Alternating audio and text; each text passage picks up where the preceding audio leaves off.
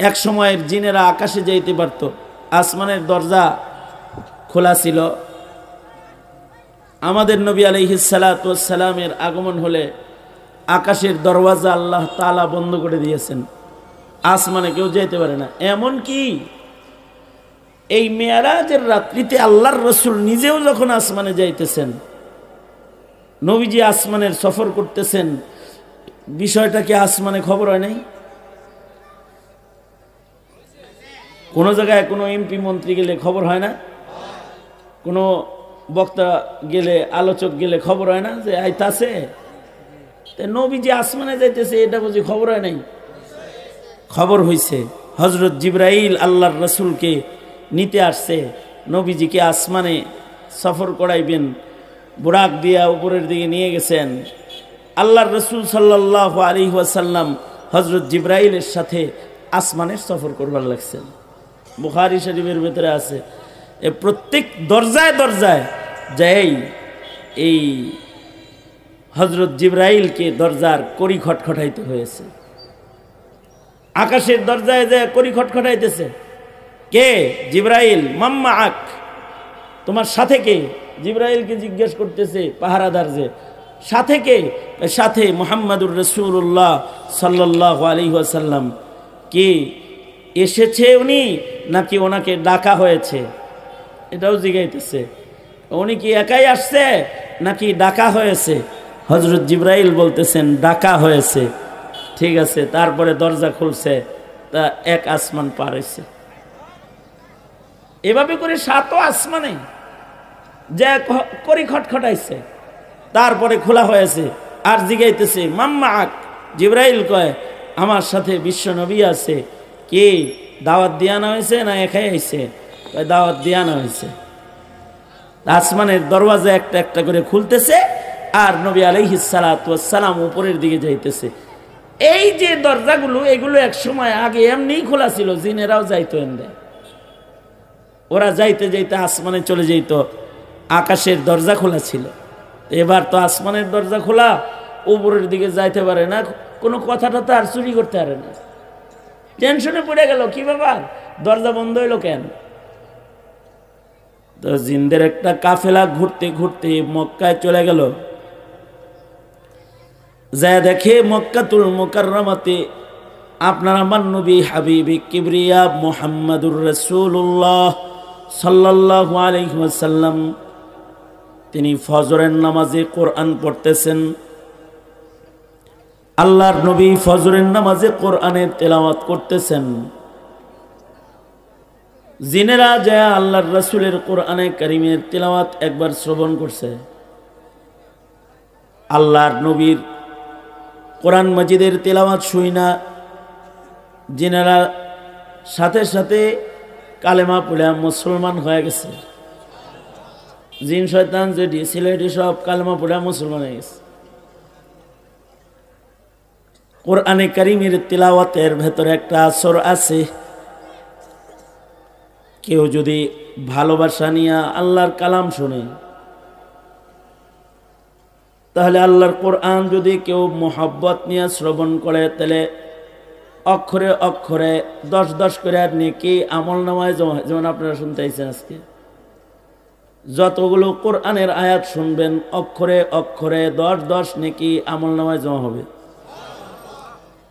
কোরআনে কারীম শুনলে পরে দিলের জং দূর হয়ে যাবে, দিল সাফ হয়ে যাবে। কোরআনে কারীম যদি কেউ তেলাওয়াত শুনে, ইমানদার যদি হয় সে, তাহলে কোরআন বলে কোরআনের তেলাওয়াত মুমিন যদি খেয়াল করে শোনে, তাহলে মুমিনের ঈমান বাড়ে। ওয়াইদা তুলিয়াত আলাইহিম আয়াতুহু যাদাতহুম ঈমানা। আল্লাহ বলেন মুমিনরা কোরআন শুনলে মুমিনদের ঈমান বাড়ে। মহল্লার মুমিনদের ঈমান বাড়ানোর জন্য কি শোনান দরকার? ঢোলের বাড়ি, গান বাদ্য, নাটক, সিনেমা। যদি ঈমান বাড়াইতে হয় তাহলে শোনা দরকার কি? কোরআন। ঘরে ঘরে ঘরে ঘরে কোরআনের তেলাওয়াত হবে, তব মুমিনের ঈমান বাড়বে। বলছেন কথাটা কার? আমার কথাটা কার? ওয়াইদা তুলিয়াত আলাইহিম আয়াতুহু যাদাতহুম ঈমানা। আল্লাহ বলছেন, আল্লাহ পাকের বক্তব্য হলো কোরআন শুনলে ঈমান বেড়ে যাবে, ঈমানদারের ঈমান বেড়ে যায়। আর যদি কোরআনে কারীম কোনো কাফেরও শুনে মোহাব্বত নিয়ে, তাহলে তার কুফর জড়া পড়ে যায়। যার দিলের ভেতরে কুফর আছে, সে যদি কোরআন শুনে তাহলে কুফর ঝরে যায়। সে যদি কাফের হয়, কোরআনের তেলাওয়াত শুনলে কুফর জয়রা তার ভিতরে ঈমান ঢুইকা যায়। এ কারণে ইতিহাসের পাতায় কোরআন শুনে শুনে বহু কাফের কালেমা পড়ে মুসলমান হয়েছে। খোদ হযরত উমর রাদিয়াল্লাহু আনহু, ফারুক বাইনাল হক ওয়াল বাতিল, মুসলিম জাহানের দ্বিতীয় খলিফা, নবীজির গর্দান কাটার লেগা ছুরি লয়ে রওনা দিছে, কিন্তু রাস্তায় যে কোরআনে কারীমের তিলাওয়াত শ্রবণ করেছে, দিল সাফ হয়েছে, কুফর ঝরে পড়ে গেছে, তরবারি গলায় না রেখে নবীর কদম মুবারকে রেখেছে এবং কালেমা পড়ে মুসলমান হয়ে গেছে। তো কোরআন শুনলে পরে কুফর ঝরে যায়। আল্লাহর রাসূল সাল্লাল্লাহু আলাইহি ওয়াসাল্লাম ফজরের নামাজে কোরআন পড়তেছেন, জিন শয়তান ওরা যায় আল্লাহর রাসূলের পেছনে দাঁড়ায় দাঁড়ায় আল্লাহর নবীর ফজরের কোরআন শুনতেছে। ফজরের নামাজে কোরআন মজিদের তেলাওয়াতটা একটু সাধারণত অন্য নামাজের চেয়ে লম্বা হয় না? হ্যাঁ, ফজরের সাথে কোরআন তেলাওয়াতের একটা সম্পর্ক আছে। আল্লাহ নিজেই ফজরে কোরআনের তেলাওয়াতের ইঙ্গিত করেছেন, ওয়াকুরআন আল ফাজর, ওয়াকুরআন আল ফাজর আকিমিস সালাতা লিদুলুকিশ শামসি ইলা গাসাকিল লাইলি ওয়াকুরআন আল ফাজর। ফজরে কোরআনের তেলাওয়াতের আল্লাহর পছন্দকে আল্লাহ তাআলা আল্লাহর কালামেও পেশ করেছেন। ফজরের নামাজে আমাদের তো ফজরের নামাজের তেলাওয়াত মাগরিবের মতন হয়ে যায়, ঠিক না? ফজরের নামাজে মাঝে মধ্যে সাহাবায়ে কেরাম এত লম্বা করে তেলাওয়াত করতেন। হযরত আবু বকর যখন ফজরে কোরআন পড়তেন, নবীজির মতো হযরত আবু বকর লম্বা করে কোরআন পড়তেন। সাহাবায়ে কেরাম বলেন, আবু বকর যখন কোরআন পড়তো তখন এত লম্বা করে কোরআন মজিদের তেলাওয়াত ফজরের নামাজে আবু বকর করতেন। সাহাবায়ে কেরাম বলেন, পেছন থেকে আমাদের সন্দেহ হইতো যে কোরআন শরীফ শুনতে শুনতে বুঝি সূর্য উঠা পড়ব, ফজরের ওয়াক্ত মনে হয় চলে যাইব, সূর্য মনে হয় উঠা যাইব। তাই আমরা মনে করতাম যে ফজরে এত লম্বা পড়তেছে যে সূর্য উঠা যাইব এখন। কিন্তু আবার আমাদের দিল আমাদেরকে গাওয়াহ দিত, না না, আবু বকর নবীর মুসল্লায় দাঁড়ানো অবস্থায় আমাদের কোনো নামাজ নষ্ট হইতে পারে না, কারণ কানা আবু বকর আলামানা, আবু বকর আমাদের ভেতরে সবচেয়ে বড় আলেম। কতটুকুন কোরআন পড়তে হবে, নামাজ রুকু সেজদা কতটুকুন লম্বা করতে হবে, এটা আবু বকর আমাদের চাইতে ভালো জানে। সাহাবী যারা হাদিস রওয়ায়াতকারী তারা বলে, আশ্চর্য, আবু বকর ঠিকই সূর্য ওঠার আগে আবার নামাজ শেষ করে ফেলাইতেন, লম্বা করে কোরআন পড়তেন, আবার সময় মতো নামাজ শেষ করে ফেলতেন। তার মানে হলো ফজরের নামাজের সাথে কোরআনে কারীমের তিলাওয়াতের একটা সম্পর্ক। এ কারণে আমাদের ইমামরাও কিন্তু ফজরের লম্বা করে তিলাওয়াত করে। আল্লাহর রাসূল সাল্লাল্লাহু আলাইহি ওয়াসাল্লাম নবীজিও ফজরের সময় লম্বা করে কোরআন পড়তেন। জিনেরা যায় আল্লাহর রাসূলের পিছনে নবীজির কোরআনে কারীমের তিলাওয়াত তারা শ্রবণ করতেছে, শুনতেছে। কোরআন শরীফের তিলাওয়াত শোনার সাথে সাথে তাদের হৃদয়ে কোরআন আলোকিত করে ফেলেছে। বাস সব জিন শয়তান যেগুলো দাঁড়ানো ছিল নামাজের পিছনে নবীজির তিলাওয়াত শ্রবণে, সব কালেমা পড়ে মুসলমান হয়ে গেছে। এই জিনগুলা এবার চলে গেছে নিজের মহল্লায়, নিজের এলাকায়, জিনদের রাজ্যে। সেখানে যায় বলে আর আসমানে ওঠার চেষ্টা করে লাভ নাই। আসমানে তো আমরা ওঠার চেষ্টা করি ভালো কিছু শোনার লেগা, ভালো জিনিস শুনতে এখন আকাশে যাওয়ার আর দরকার নাই। ইন্না সামি'না কুরআনান আজাবা, আমরা জমিনে ভালো জিনিস শুনাইছি, কোরআন শুনাইছি, তোমরাও কোরআন শোনো আর কালেমা পড়ে মুসলমান হয়ে যাও। এভাবে অসংখ্য জিন শয়তানরা কালেমা পড়ে মুসলমান হয়ে গেছে। এই যে জিন শয়তানরা কালেমা পড়ে মুসলমান হয়েছে আর তারা যে আল্লাহর কালামের প্রশংসা করছে, কথাগুলো জিন্নাতদের কিন্তু আল্লাহ তাআলা তাদের কথাকে পছন্দ করে আল্লাহ তাআলা জিনদের কথাকে নিজের কথা বানায়া সূরা জিনের আয়াত হিসাবে কিয়ামত পর্যন্ত আল্লাহ তাআলা জিনদের কথাকে কোরআনে সংরক্ষণ করে ফেলেছে। কথাগুলো জিনদের কিন্তু আল্লাহ আল্লাহর কথা বানায় ফেলছে। ওই রকম আমিও আপনাদের সামনে একটি আয়াত পড়ছি, যে আয়াতের কথাগুলো আসলে হযরত ঈসা আলাইহিস সালাতু ওয়াস সালামের কথা। কালাম তো রূহুল্লাহর, ঈসা নবীর কথা, কিন্তু এটাকে আল্লাহ কালামুল্লাহ বানাইলেন, নিজের কথা বানাইলেন। এবং ঈসা নবীর কথাকে আল্লাহ তাআলা হাবিবুল্লাহর কলবের উপরে নিজের কথা বানায়া কোরআনের আয়াত হিসেবে আল্লাহ নাজিল করলেন। কথাগুলো আসলে ঈসা আলাইহিস সালামের। ঈসা আলাইহিস সালাতু ওয়াস সালাম আশ্চর্য আশ্চর্য কিছু কথোপকথন করেছিলেন, তাও আশ্চর্য হালতে। কারণ এই পৃথিবীতে যারা আশ্চর্য হালতে কথাবার্তা বলছে তাদের ভেতরে একজন হলো পয়গম্বর ঈসা আলাইহিস সালাম। কারণ ঈসা আলাইহিস সালাতু ওয়াস সালামকে আল্লাহ তাআলা মায়ের কোলে দুলনার ভিতরে কথা বলাইছেন। সুবহানাল্লাহ, আগামীকালকে বললেন মায়ের কোলে দুলনার ভিতরে কথা বলাইছেন ঈসা আলাইহিস সালামকে। আমাদের এলাকায় তো জন্মের পরে কিছু সন্তান কথা কইছে, তাই না? কইছে না? সারা দুনিয়াতে জন্মের সাথে সাথে কয়েকটা বাচ্চা কথা বলেছে যাদেরকে আল্লাহ তাআলা কথা বলাইছে। আল্লাহ যদি বলায় তাহলে বাচ্চাকেও বলাইতে, বলেন জোরে, আল্লাহ বলাইলে বাচ্চাকেও বলাইতে পারে।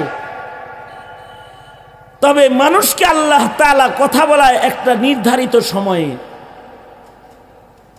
আল্লাহ তাআলা মানুষকে হাঁটা চলা করায়ও নির্ধারিত একটা সময়ে। জন্মের সাথে সাথে ছাগলের বাচ্চার হাত ধরতে হয় না, টাইম লাগে। মুরগির বাচ্চার মতো বাইরে এই দৌড়ায় না, নিজের খাওয়ান নিজে খায় না, টাইম লাগে। হাঁসের বাচ্চার মতো জন্মের সাথে সাথে সাঁতার কাটে না, সাঁতার শিখতে একটা টাইম লাগে।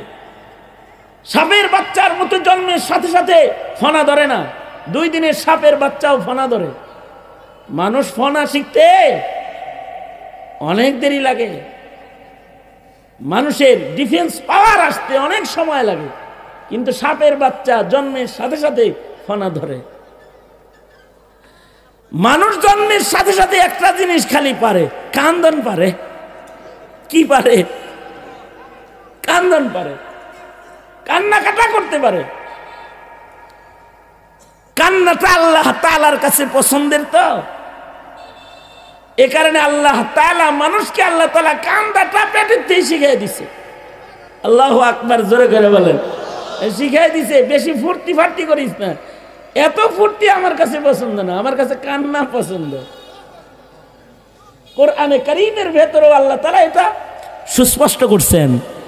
আল্লাহ বলেন ফালিয়াজহাকু কালিলাও ওয়ালিয়াবকু কাসীরা, বেশি বেশি করে কাঁদো আর কম কম করে হাসো। নির্দেশনা কার? জোরে আওয়াজ করে বলেন। বেশি করে কাঁদো আর কম করে হাসো। আল্লাহর রাসূল বলেন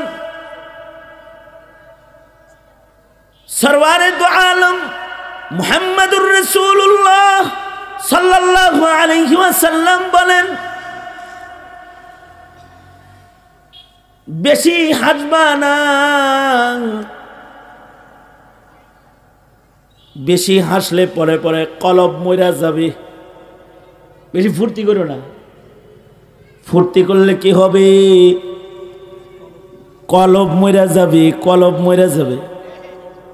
বেশি হাসবা না, অধিক হাসলে পরে কলব মারা যায়। কাঁদবা কাঁদবা, কাঁদলে কলব তাজা হয়। কিন্তু আশ্চর্য, আমরা কান্দা ভুলে গেছি। ইচ্ছা করে কাঁদতে হয়, আল্লাহর ভয়ে আল্লাহর কাছে কাঁদতে হয়, তাহলে কলব তাজা হয়। তবে গম পেরেশানি কলবকে মেরে ফেলে। কেউ যদি পেরেশানির কান্দা কান্দে, তাহলে ওই কান্দায় আবার কলব তাজা হয় না। দোকানে আগুন লাগছে, এখন কান্দে। মানিব্যাগ হারায় গেছে, এখন কান্দে। বউ চলে গেছে, তখন কান্দে। যত মানে ডিস্টার্ব হয়েছে, কোনো একটা বেজাল লাগছে, তখন কান্দে। হায় রে, কি হইল রে। এই কান্দায় আবার কলব তাজা হয় না। কলব তাজা হয় কেউ যদি জায়নামাজ বিছায়া সেজদা দিয়া আল্লাহর কাছে আল্লাহর ভয়ে কান্দে। জায়নামাজ বিছায়া যদি কেউ আল্লাহর ভয়ে যদি কেউ কান্দে, তখন আল্লাহর ভয়ে কাঁদলে পরে কলব ভালো হয়। নবী আলাইহিস সালাতু ওয়াস সালাম মুহাম্মদুর রাসূলুল্লাহ সাল্লাল্লাহু আলাইহি ওয়াসাল্লাম এজন্য কাঁদতেন। কত কান্না কাঁদতেন। কখনো কখনো আল্লাহর রাসূল এশার পরে সেজদা দিতেন। সারা রাত রাসূলের সেজদার ভেতরে কেটে যেত আর কাঁদতেন। হযরত উম্মুল মুমিনিন আয়েশা সিদ্দিকা রাদিয়াল্লাহু আনহা বলেন, এই যে রাসূল যে কাঁদতেন, চোখের পানি এত পড়তো যে বিছানা ভিজে যেত। ঘুমের তালে রাতের গভীরে কখনো কখনো আমার হাত ভিজা জায়গায় পড়ে যেত। তখন আমার মনে হইতো যেন মশকের পানি বিছনায় পড়ে গেছে, জগের পানি বুঝি বিছনায় পড়ে গেছে।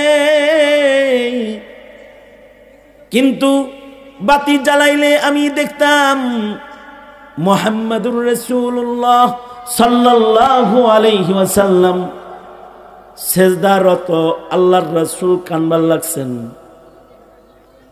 আর নবীজির চোখের পানি এত ঝরতেছে যে নবীর চোখের পানিতে বিছনা ভিজে গেছে, জায়নামাজ ভিজে গেছে, মনে হইছে মশকের পানি গড়ায় পড়ে গেছে।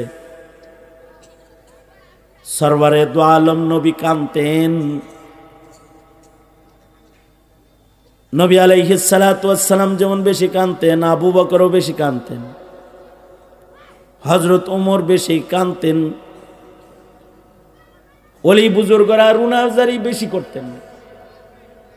এখনো যারা নেককার তারা শেষ রাত্রে কাঁদে, কারণ কাঁদলে পরে কলব সাফ হয়, কাঁদলে পরে কলব তাজা হয়।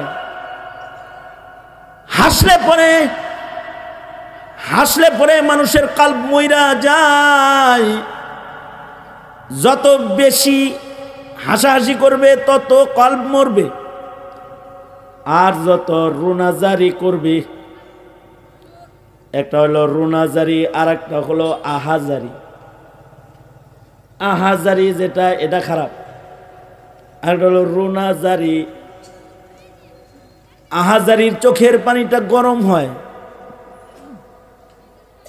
ফতোয়ায়ে স্বামীর ভেতরে আছে যে একই চোখ দিয়ে পানি বের হয়, কিন্তু দুইটা পানি দুই রকম হয়। আল্লাহর ভয়ে কাঁদলে ওইটা ঠান্ডা হয়, আর পেরেশানিতে যদি কেউ কান্দে তাহলে ও পানিটা গরম পানি বের হয়। পেরেশানিতে যদি কান্দে, চোখের পানিও ঠান্ডা আছে, চোখের পানিও গরম আছে।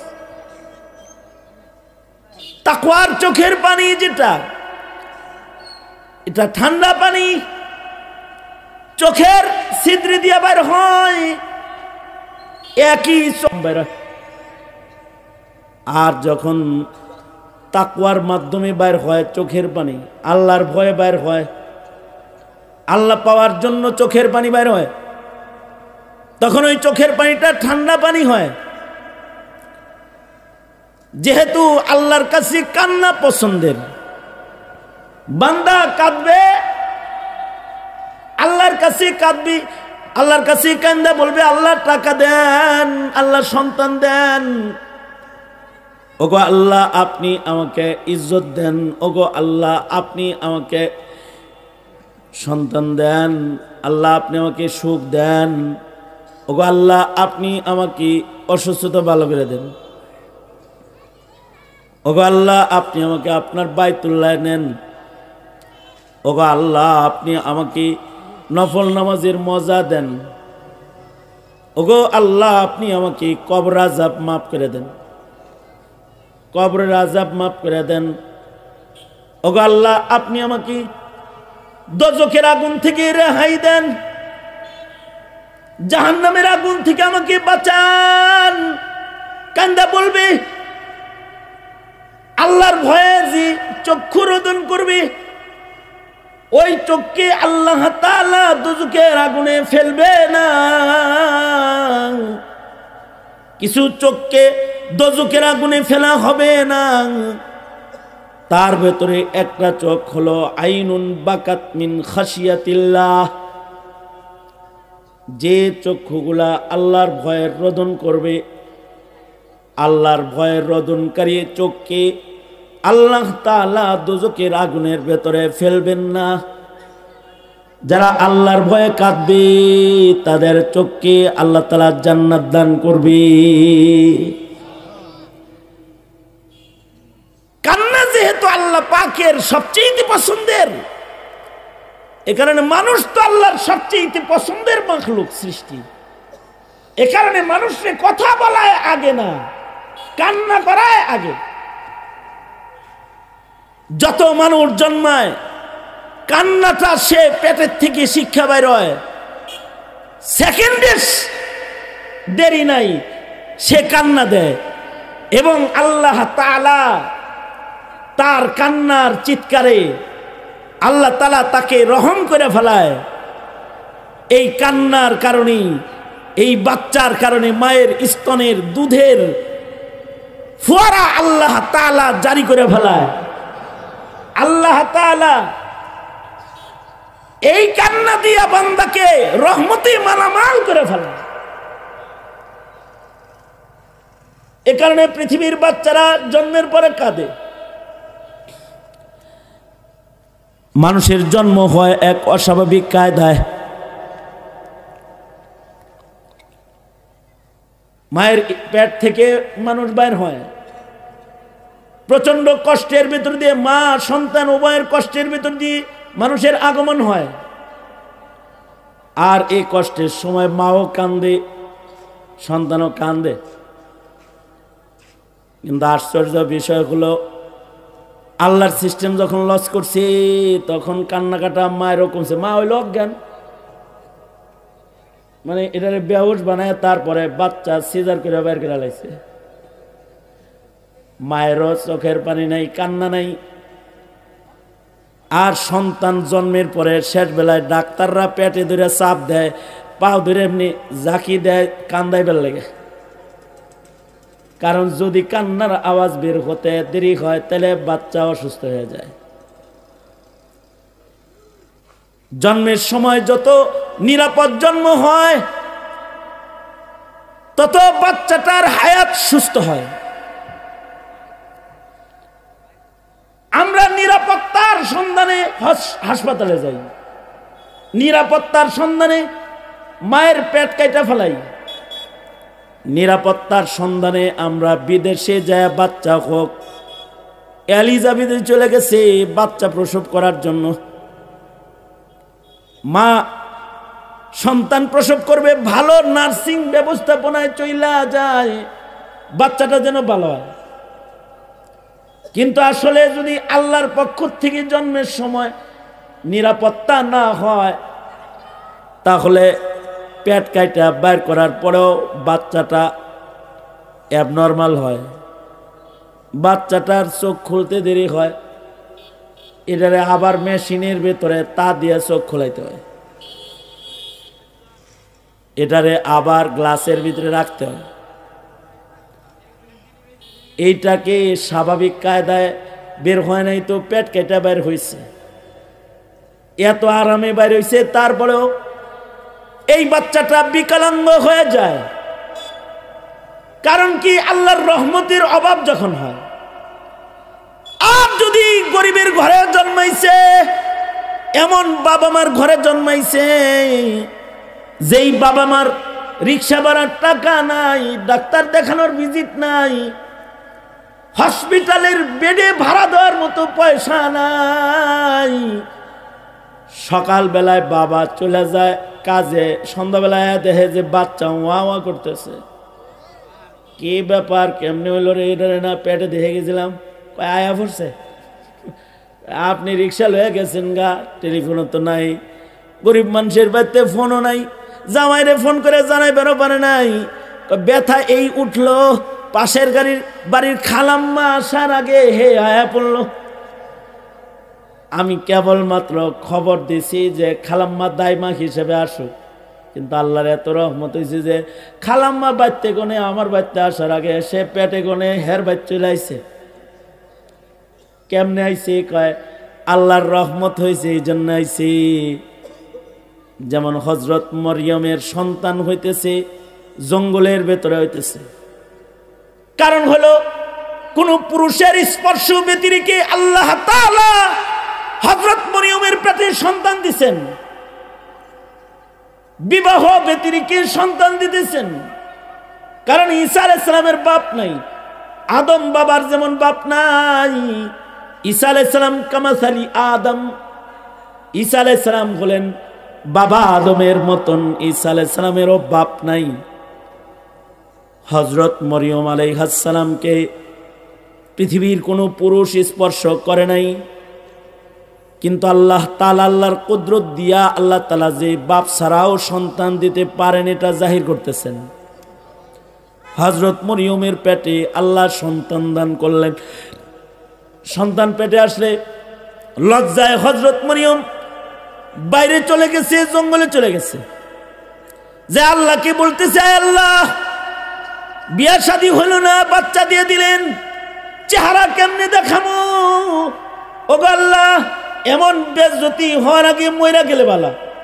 ইয়া লাইতানি মিত্তু ক্বাবলা হাদা ওয়া কুনতু নাসিয়াম মানসিয়া।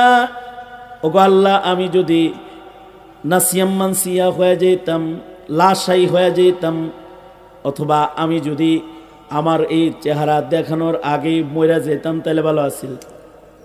মানুষের কাছে যায় আমি এ বাচ্চা কেমনে আইছে কি বলবো? দুনিয়ার নিয়ম হলো পুরুষের স্পর্শে, পুরুষ আর নারীর দুইজনের জৈবিক চাহিদা পূরণের মাধ্যমে একটা সন্তানের জন্ম হয়। আর তুমি আমারে সন্তান দিলা, কোনো পুরুষ স্পর্শ আমাকে করে নাই। আল্লাহ তাআলা বললেন, চিন্তা করো না, দিছে আমি, ইজ্জত বাঁচাবো আমি, তুমি এত টেনশন করো কেন? আমি তোমাকে, তোমার সন্তানকে নিরাপত্তা দিব, কেউ কিছু বলবে না, ব্যবস্থা করব। কেমনে ব্যবস্থা করবেন? কয় ব্যবস্থা হলো তুমি বাচ্চা লয়া কোলে লয়া যাইবা। কেউ যদি তোমার লগে কথা কইতে আসে তা তুমি বলবা আমি রোজা রাখছি, আমার কথা বলা নিষেধ। কেউ যদি কথা বলতে চায় তাহলে তোমার বাচ্চা যেটারে আমি অস্বাভাবিক জন্মাইছি ওইভাবে অস্বাভাবিক কায়দায় তারা কথা কম, কথা তোমার বলা লাগবে না, কথা বলবে তোমার আগত সন্তান। তুমি সন্তান কোলে লয়ে চলে যাও। পয়গম্বরকে কোলে লয়া হযরত ঈসা আলাইহিস সালামকে কোলে লয়া হযরত মরিয়ম চলে গেলেন। এলাকার লোকেরা ভিড় করলে পৃথিবীর সব বাচ্চারা জন্মের পরে কান্দে, কিন্তু কিছু বাচ্চা জন্মের পরে কথা কইছে, তাদের ভেতরে একজন ঈসা নবী। সব আসছে আর উনি বুদ্ধিমানের মতো সবাই লোকের দেখা সাক্ষাৎ করতেছে। উনি তাকায় দেখতেছে কারা কারা আইছে, সবার দিকে সুন্দর মুলাকাত করতেছে। তো লোকেরা কয় মরিয়ম এটা একটা কাম করলা, তোমার বাবা নেককার, তোমার মা নেককার, এইভাবে বাচ্চা কেমনে হইলো? এই বাচ্চার পরিচয় কি? হযরত ঈসা আলাইহিস সালাম বলে, এই মারে ডিস্টার্ব দিস না, মার লগে কথা কথা বলার দরকার তখন নাই, তখন যদি কোনো কথা থাকে তাহলে আমার লগে কয়। হ্যাঁ, ছোট মানুষ কথা কয়নি, কয় মানে কথা কই না, মানে আমার সন্তান কথা বলতে জানে, তার লগে কথা কও, আমি রোজা। হযরত ঈসা আলাইহিস সালাতু ওয়াস সালাম সবাইরে ডাক্কা ডুক্কা আলাপ সালাপ শুরু করে দিলেন। অস্বাভাবিক কায়দায় বাচ্চা কথা বলা শুরু করছে। বাচ্চা বলতেছে, ইন্নী আবদুল্লাহ। আমার পরিচয় খুঁজবার লাগছ? আমার পরিচয় হলো আমি আল্লাহর বান্দা, ইন্নী আবদুল্লাহ। পরিচয় খালি একটু শুনবা কেন? আমি সাধারণ আব্দুল্লাহ না, আমি নবী, আমি নবী। আমাকে আল্লাহ তাআলা সাধারণ হিসেবে জমিনে পাঠান নাই, আমাকে নবী হিসেবে পাঠাইছে। তোমার মতো বকলম অশিক্ষিত নবী আমি না। আল্লাহ তাআলা আমাকে শিক্ষা দিয়া শিক্ষিত করে পাঠাইছে। বাচ্চা বয়সে আল্লাহ তাআলা পয়গম্বরেও দিছে, ইলমও দিছে, আকলও দিছে। পয়গম্বর ঈসা আলাইহিস সালাতু ওয়াস সালাম সবার সাথে কথা বললেন। শুধু এই কথা বললেন না, নিজের পরিচয় না, আরো বললেন, এই মারে ডিস্টার্ব দিবি না, আমি কিন্তু মার বাধ্য সন্তান। এই আমার নিয়ে চিন্তা করার দরকার নাই। নিজের দোয়ার মাধ্যমে ইঙ্গিত দিয়া বললেন, নিজের মরণ হাসরের চিন্তা করো। আর নিজেও আল্লাহর কাছে দোয়া করলেন, ওগো আল্লাহ, আপনার কাছে আমি জন্মের দিনে যেমন নিরাপত্তা চাই, আমার জন্মের পরে আমার উপর কত ব্লেম, কত ধরনের মুসিবত, আমি আশ্রয় চাই আপনার, সালামতি দিবেন আপনি। জন্মের সালামতি মানুষের আসল সালামতি না, মৃত্যুর সালামতিও আমি চাই। বুদ্ধিমান তো আমাদের বুদ্ধি কম, আমরা বুড়া হওয়ার পরেও মরণের চিন্তা আসে না। চুল দাড়ি সব পাইকে গেছে, তারপরেও মরার চিন্তায় নাই। কিন্তু ঈসা নবী তো আমাদের মতো বেকুব না। ঈসা আলাইহিস সালাম জন্মের সাথে সাথে বুদ্ধিওয়ালা। উনি আসল চিন্তা করতেছেন, আল্লাহর কাছে দোয়া করতেছেন, আসসালামু আলাইয়া ইয়াউমা উলিদতু ওয়া ইয়াউমা আমুতু ওয়া ইয়াউমা উবআসু হাইয়া। ওগো আল্লাহ, আমি আপনার কাছে জন্মের দিনের নিরাপত্তা চাই, আমি আপনার কাছে মৃত্যুর দিনের নিরাপত্তা চাই, আমি আপনার কাছে সালামতি চাই, হাসরের দিনের সালামতি। কারণ জন্ম বেশি ভয়ঙ্কর না মরণ হাসর বেশি ভয়ঙ্কর? এই আওয়াজ করে বলেন, জন্ম বেশি ভয়ঙ্কর না মরণ হাসর বেশি ভয়ঙ্কর? জন্ম তো ভয়ঙ্কর না, ভয়ঙ্কর হলো মরণ আর ভয়ঙ্কর হলো হাসর। জন্মের সময় মানুষ বাঁচে, যে জন্ম হয় সেও বাঁচে, যে জন্ম দেয় সেও বাঁচে, মাও বাঁচে, যে আগে বাচ্চাও বাঁচে। মরণ যদি আসে তখন না, মরণের সময় তো মানুষ মরে, সালামতির না, এটা বিদায়ের দুনিয়ার থেকে তার বিদায় ঘন্টা বাজে, এটা বড় কঠিন।